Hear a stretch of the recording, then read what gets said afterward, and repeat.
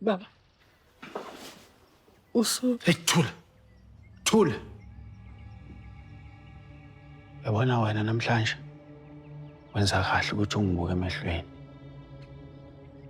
Uzongitshela lonke iqiniso njengoba linjalo ngendaba yalezi khwama. Ungashina kunye ngaphandle yangizwa. Ubusigcine kuphi? Uzigcineleni.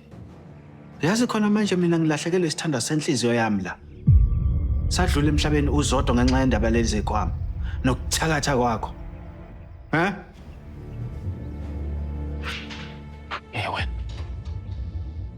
Hey. Khuluma. Qala ukhulume njengamanje.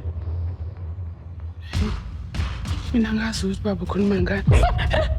Ungalingi ungeze isiphukuphuku nje uyangizwa? Khuluma. Ngizokhuluma konke phakathi kwayo.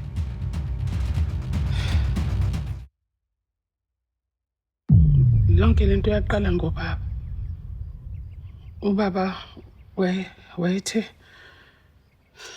uzonginikeza ikhwama zakhe ithathwe yimina mayedlula emhlabeni. Izinto zabe seziyajika. Ngenkathi ngikhulelwe ingane kaMthembu. Bathi uma ngibheka mina ubaba sengiyabona ukuthi kusho ukuthi wayesecabanga ukuthi anikeze omunye umuntu lezi khwama. Mase ngiyintshontshile. Hawu. Uyimbangela yokufaka ihlo wena.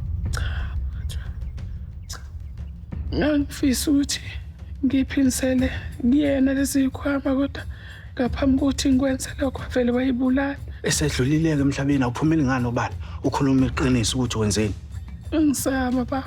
Ngibona ukuthi wonke umuntu uzosola mina ngayo yonke leyo nto. Ngiyaxolisa phakathi kwayo. Akho ngisho nokukodwa kuphuma kulomlomo wakho wena engukholwayo. Ungcolile lo mlomo wakho. Khona manje angihlonishwa mina la endaweni. Ngibukeka njengendoda esiyoyoyo ngenxa yokuthi wena wasebenzisa lezi khwama lezi wangithakatha ngazo. Mina baba ngizange ngikusebenzise umuthi kwena. Namanga. Ngcolile wena. Ngiyangisa ngiyenze leyo nto mina.